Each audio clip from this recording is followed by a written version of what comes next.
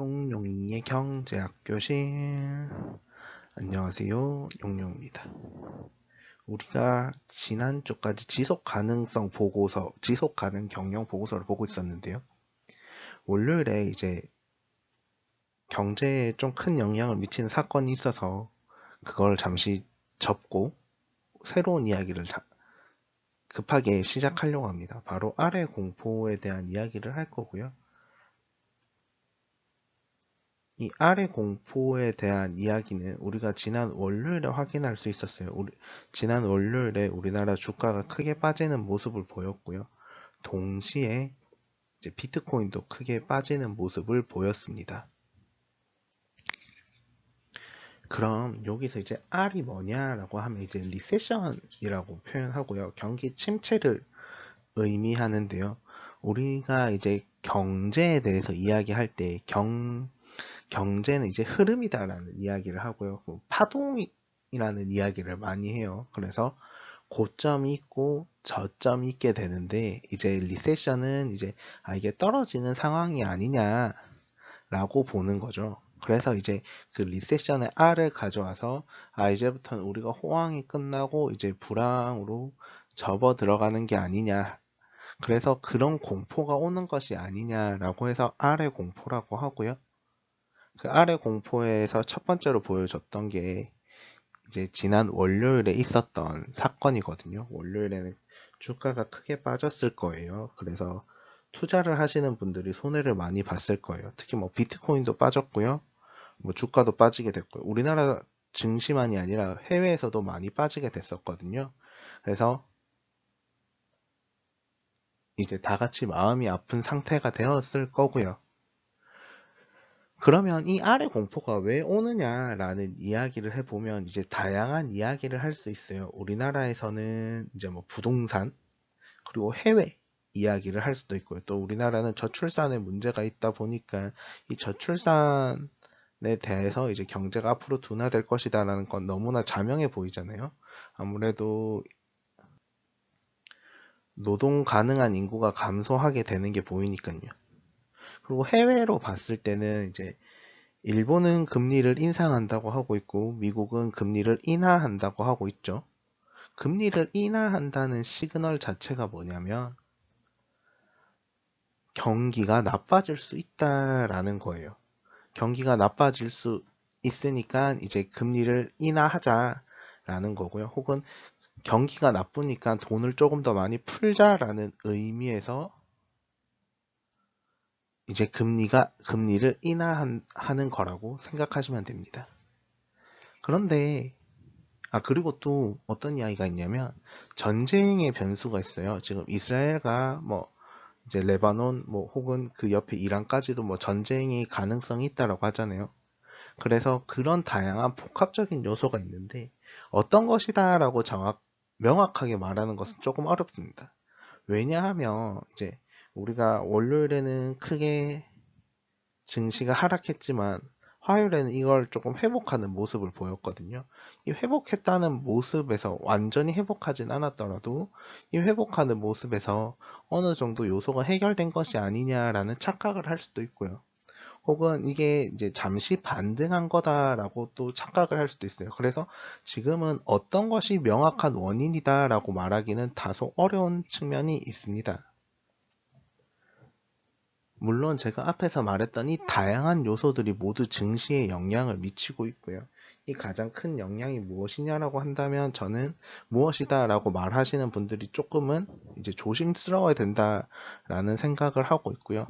다만 제가 오늘 이야기하고 싶은 건 이런 상황들이 발생했을 때 우리나라에서 월요일에 특히 사이드카와 서킷 브레이커가 발동되었거든요.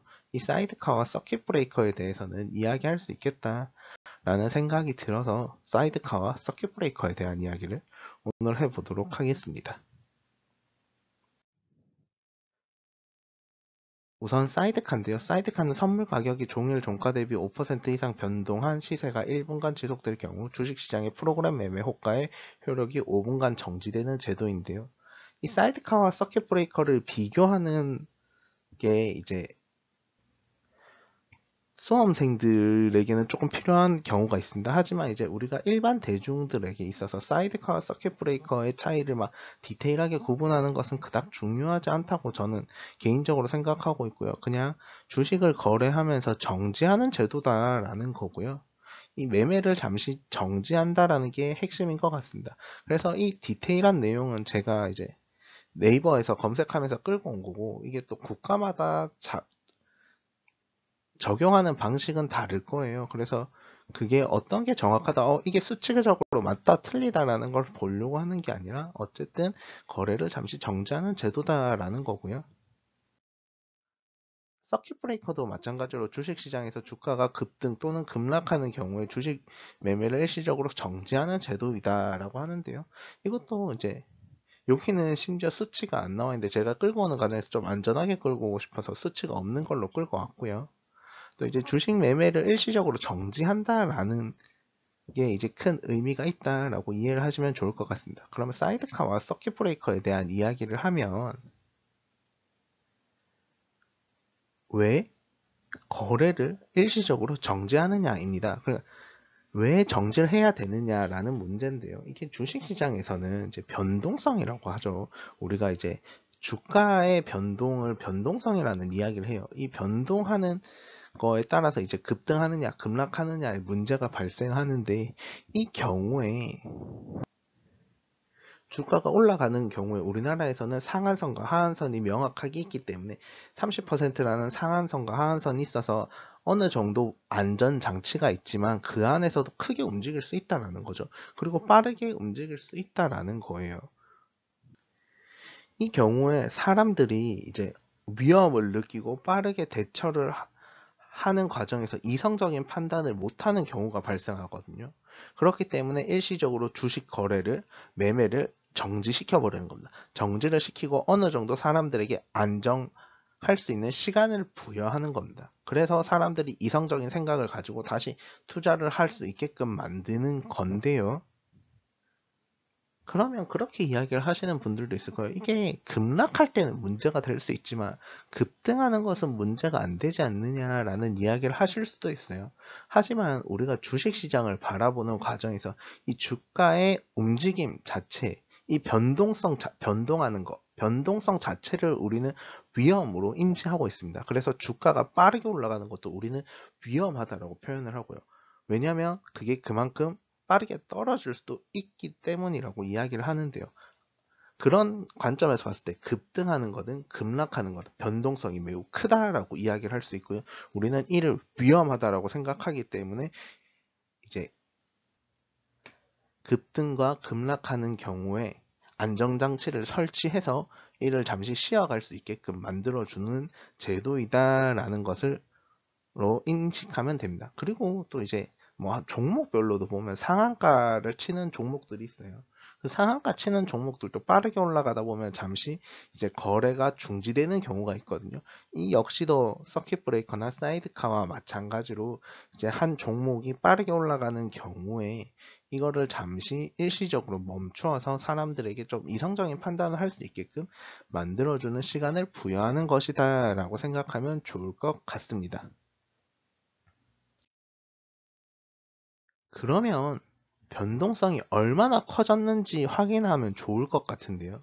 저는 이제 빅스 지수를 많이 이용하거든요. 빅스 지수가 제일 대표적인 위험을 나타내는 지수인데요. 이게 아마 정확하게는 S&P 500이 향후 30일 내에 몇 포인트 움직일까라는 걸로 계산하는 걸로 알고 있습니다. 그런데 그 정확한 의미는 사실 큰 의미가 없고 이 빅스 인덱스가 위험 지수다라고 이야기를 하는 건데요. 이 빅스 인덱스가 55까지 올라가는 모습을 보였습니다.